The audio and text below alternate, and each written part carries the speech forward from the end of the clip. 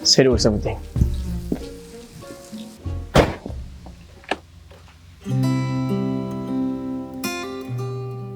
Ada lagi gambar ni.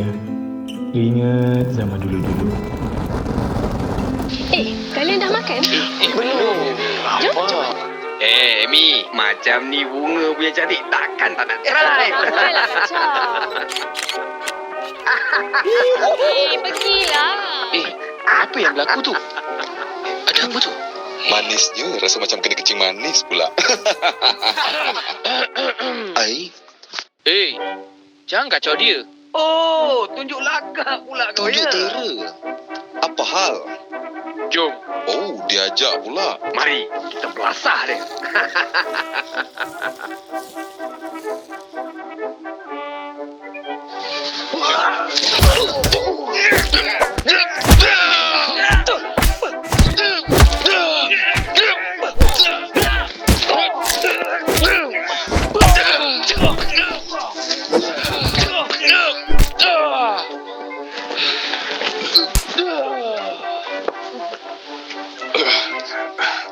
Tak apa.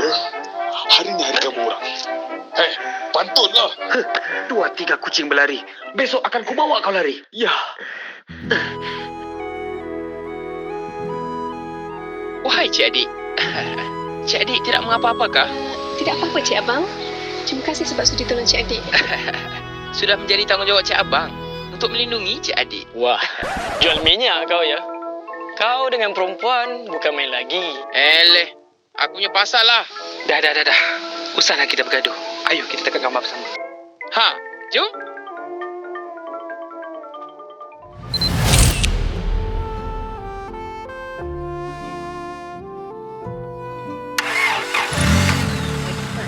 Tapi bila saya nampak sendiri, baru saya sedar.